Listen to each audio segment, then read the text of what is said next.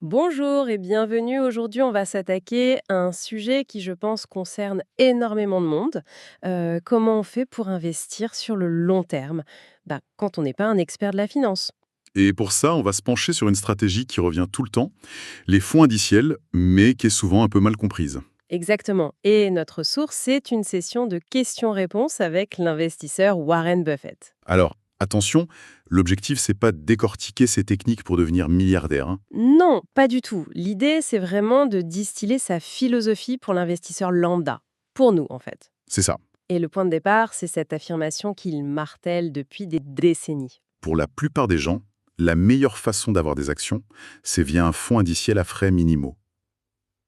Ça a l'air simple. Presque trop simple. Et on va voir ensemble ce que ça implique, parce que cette simplicité cache une logique qui est en fait assez profonde, et même radicale. Donc on va creuser un peu au-delà du simple conseil financier. Voilà, on va parler psychologie, patience, et de ce que ça veut dire, vraiment, de jouer le jeu du long terme. Alors, commençons par le début, le cœur du truc, les fonds indiciels. Oui, mais ce qui est frappant quand on lit Buffett, c'est qu'il est presque plus obsédé par les frais que par le fonds lui-même. On se dit, bon, 1 ou 2% de frais par an, c'est pas la mer à boire. Pourquoi c'est si fondamental pour lui? Parce que c'est la seule chose, vraiment la seule, que l'investisseur peut maîtriser à 100%. Et l'impact sur des décennies, il est juste dévastateur. C'est une question de maths, en fait. C'est que ça, c'est des maths pures. Prenez deux fonds qui suivent, disons, le S&P 500. Exactement le même indice. D'accord. Leurs performances brutes, avant les frais, elles seront identiques. Mais si l'un vous prend 1,5% par an et l'autre 0,1%, Ah oui, le résultat final dans votre poche n'a plus rien à voir. on a un ordre de grandeur pour que ce soit concret. Bien sûr, imaginez vous partez avec 10 000 euros. Rendement moyen de 7% par an, c'est une hypothèse assez classique. Avec des frais quasi nuls, au bout de 30 ans, vous avez à peu près 76 000 euros. Mhm. Maintenant, on refait le même calcul, mais avec ce fameux 1,5% de frais, votre capital final, il n'est plus de 49 000 euros. Quoi? C'est une différence de 27 000 euros? Exactement. Et cet argent, il n'a pas été perdu sur le marché, hein. Il a été transféré de votre poche à celle du gestionnaire. Voilà. C'est ça l'obsession de Buffett. C'est vertigineux quand on le pose comme ça. Mais alors, si les maths sont si simples, si brutales, une question se pose. Pourquoi est-ce que les fonds à frais élevés existent encore? Ah, Et surtout, pourquoi des millions de gens y mettent leur argent? C'est du marketing? C'est de la psychologie? c'est un mélange des deux. Ces fonds, qu'on appelle actifs, ils sont vendus sur une promesse. La promesse de battre le marché. Payez-moi plus cher, je suis plus malin que les autres. C'est ça l'idée? C'est exactement ça. Grâce à mon expertise, je vous obtiendrai un meilleur rendement. Sauf que, des décennies d'études le prouvent, l'écrasante majorité n'y arrive pas sur le long terme. Et c'est justement à cause de leurs frais. C'est le serpent qui se mord la queue. Voilà. Et ça renvoie à la philosophie de John Bogle, le fondateur de Vanguard, que Buffett admire tant. Bogle disait « Vous ne pouvez pas contrôler les rendements du marché. Personne ne le peut. Mais Par contre, vous pouvez contrôler les coûts que vous payez. La leçon la plus puissante de Buffett, ce n'est pas quoi acheter, c'est quoi ne pas payer. l'ennemi, ce n'est pas la volatilité, ce sont les frais qui grignotent tout silencieusement. C'est l'érosion silencieuse et implacable. Se concentrer sur les coûts, c'est se concentrer sur son seul et unique levier d'action certain. Cette idée de se concentrer que sur ce qu'on contrôle est fascinante. C'est une forme d'humilité en fait. C'est admettre qu'on ne peut pas prévoir l'avenir. Et j'imagine que cette logique s'applique aussi pour choisir dans quoi on investit. Exactement. On ne peut pas deviner le prochain secteur à la mode, donc on parie sur tout le monde en même temps. C'est tout à fait ça. La recommandation de Buffett, c'est de choisir un indice très très large, le S&P 500 aux États-Unis par exemple, qui regroupe les 500 plus grandes entreprises. Et pourquoi? Parce que ça vous évite de jouer un jeu que vous êtes quasiment certain de perdre, le jeu de deviner. Est-ce que c'est la tech cette année, l'énergie l'an prochain, les petites boîtes ou les grosses? Buffett est très clair là-dessus. La plupart de gens, et même beaucoup de professionnels, ne sont pas équipés pour gagner à ce jeu. Donc en gros, on achète l'économie dans son ensemble. On parie sur la croissance globale, pas sur un champion. Précisément. Et attention, le comment on le fait est tout aussi crucial que le quoi. Il déconseille formellement d'investir une grosse somme d'un seul coup. Ah oui, Il préconise l'inverse, investir des montants réguliers, le même chaque mois, sur une très longue période, 20, 30 ans. c'est l'investissement programmé. Mais J'avoue, l'idée de mettre la même somme quand le marché est en pleine euphorie et quand il est en train de s'effondrer, c'est profondément contre-intuitif. Ça l'est. Ça demande une discipline de fer? Ou une confiance presque aveugle, non? Je dirais que c'est moins une confiance aveugle qu'un réalisme profond. En faisant ça, on reconnaît une vérité toute simple. On ne sait pas et on ne peut pas savoir quel est le bon moment pour investir. Donc on lisse le risque? Voilà. En investissant régulièrement, on achète parfois au plus haut, c'est vrai, mais on achète aussi au plus bas. Et sur la durée, le prix d'achat se lisse. La stratégie ne repose pas sur le fait d'être malin, Mais sur la discipline. sur la discipline. On demande à l'investisseur d'être une machine, d'ignorer les gros titres des journaux, d'ignorer ses propres peurs et de suivre le plan. Et cette idée d'ignorer les hauts et les bas, ça nous amène directement à une question que tout le monde se pose. Et qui a été posée à Buffett, justement. Quelqu'un dans le public lui dit en substance « Ok, mais le marché semble cher en ce moment. Si on regarde le ratio court-bénéfice, le fameux P/E ratio, que faut-il faire ?» Ah, la fameuse question. Et sa réponse est décapante. Oui, c'est un rejet total, sans appel. Il dit qu'il n'existe aucune métrique unique. Que ce soit le PE, le ratio cours-valeur comptable, n'importe quoi. Rien qui puisse vous dire de manière fiable si c'est le bon ou le mauvais moment pour acheter. Il le dit comment? Il le dit très crûment. Ce n'est tout simplement pas aussi facile que ça. Mais attendez, ce qu'il dit là, c'est quand même assez radical, hein. Il ne dit pas juste c'est difficile de prédire ». Non, non. Il dit que tout l'écosystème d'experts à la télé qui commentent les PE ratios chaque soir est fondamentalement inutile pour l'investisseur moyen. Il balaye toute une industrie d'un revers de main. C'est exactement ça. Son argument est d'une simplicité désarmante.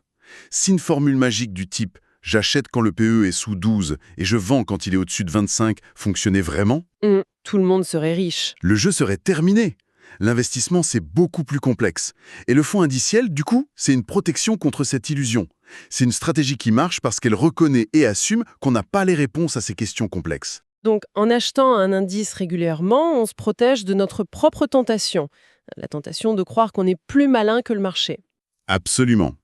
C'est une stratégie qui est construite sur l'acceptation de son ignorance. L'ignorance des mouvements à court terme. La simplicité de la solution, c'est la réponse directe à l'écrasante complexité du problème. On remplace la quête du secret par la discipline. Exactement. D'accord. Mais toute cette belle mécanique hyper rationnelle, elle repose quand même sur une foi quasi religieuse dans la croissance à long terme de l'économie, non? Surtout américaine. C'est le point sensible. Et c'est là que son associé de toujours, le célèbre Charlie Munger, intervient et jette un énorme pavé dans la mare. Il évoque un scénario beaucoup plus sombre. C'est un moment absolument clé. Il vient nuancer tout ce qui a été dit. Munger pose une question qui dérange. Et si les actions devenaient si chères et le restaient si longtemps que même un fonds indiciel ne générerait que des rendements très faibles? Du genre, Peut-être 3 ou 4% par an, mais pendant une très longue période. Il admet que c'est un scénario qu'il n'aurait jamais cru possible de son vivant, mais qu'il juge maintenant concevable. waouh. Et pour illustrer ça, il ne reste pas dans la théorie, il prend un exemple concret, historique, qui fait froid dans le dos. Le Japon. Oui, et c'est un coup de massue. Il rappelle qu'au Japon, le rendement d'un bel indice d'action a été négatif sur les 13 années qui ont précédé cette conversation. Négatif sur 13 ans? 13 ans. C'est une décennie entière où les investisseurs en actions ont, en moyenne, perdu de l'argent. Et là, Munger pose la question qui tue. Laquelle? Est-ce qu'une chose aussi horrible pourrait arriver aux États-Unis? Et sa réponse, c'est un oui, direct, sans ambiguïté. Mais attendez! Là, ça change tout. Un rendement négatif sur 13 ans, c'est terrifiant. Le fait que les obligations rapportent 1% à côté, ça ne console pas vraiment la personne qui voit son capital diminuer, année après année. Est-ce que Munger ne vient pas de démolir toute la philosophie de Buffett avec cet exemple? C'est une excellente question. Et c'est le cœur de son avertissement. Il ne démolit pas la stratégie, non, mais il en teste les limites psychologiques. Et surtout, il la replace dans son contexte. C'est-à-dire? Son point, ce n'est pas « n'investissez pas dans les actions ». C'est de nous forcer à recadrer radicalement nos attentes. Il nous demande de regarder quelle était l'alternative pour un épargnant japonais pendant cette période-là. Et c'était quoi? Des dépôts bancaires ou des obligations d'État qui rapportaient entre 0% et 1,5%. D'accord, donc presque rien. Voilà. Dans un monde où tous les actifs rapportent très peu, car les taux sont au plancher, la valeur de tous les actifs, y compris les actions, devient très élevée. Et dans ce contexte, un rendement futur de 3 ou 4% sur les actions, même si ça nous paraît misérable par rapport aux moyennes historiques, Hmm, ça pourrait rester la meilleure option disponible. exactement. La meilleure option parmi un ensemble de choix très, très peu attrayants. C'est la fameuse idée du TINA en anglais, There is no alternative, Il n'y a pas d'alternative. le moins mauvais choix en somme. C'est ça. Il nous force à penser en termes de rendement relatif et pas absolu.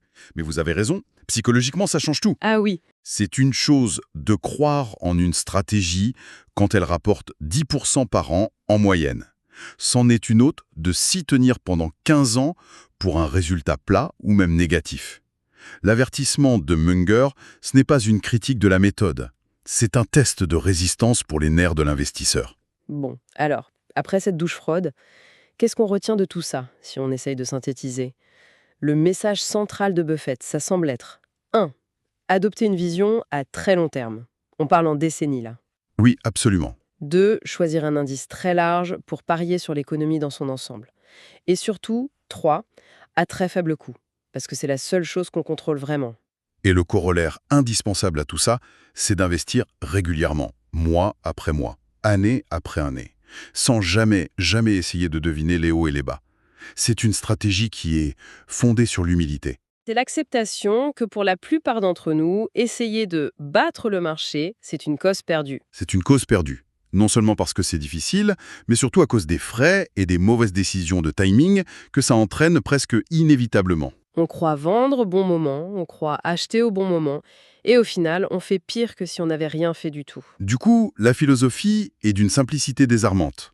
Si on ne peut pas battre le marché, autant chercher à être le marché. Au coût le plus bas possible. Voilà. On capture la performance globale de l'économie, moins des frais minimes, et on évite les erreurs coûteuses. C'est une approche qui enlève l'ego de l'équation de l'investissement. Une approche qui remplace l'adrénaline de la spéculation par l'ennui de la discipline, en quelque sorte. C'est une très bonne image. Et pour conclure, peut-être une pensée qui découle directement de ce cas japonais soulevé par Munger. Toute cette stratégie, aussi rationnelle qu'elle soit sur le papier, repose sur la conviction de la croissance à long terme de l'économie. Mais le Japon nous montre qu'une période de stagnation, une décennie perdue, ça peut arriver. Et ça peut durer bien plus longtemps qu'on ne l'imagine. Ce qui amène à une dernière question, qui est peut-être la plus importante au final. Oui. La question n'est plus seulement quelle est la meilleure stratégie mathématique, c'est plutôt est-ce que j'ai la solidité psychologique pour l'appliquer quand elle ne marche pas pendant 10 ou 15 ans? Et comment notre propre situation influence ça. Exactement. Comment l'horizon temps personnel d'un investisseur, qu'on ait 25 ans avec 40 ans de carrière devant soi, ou 55 ans à l'approche de la retraite, comment ça influence la capacité à traverser une telle période? Pour la personne de 25 ans, une décennie perdue, c'est un simple retard à l'allumage. Pour celle de 55 ans, c'est une toute autre histoire. Et c'est peut-être là que la belle théorie de l'investissement se heurte de plein fouet à la réalité de la biographie et de la psychologie humaine.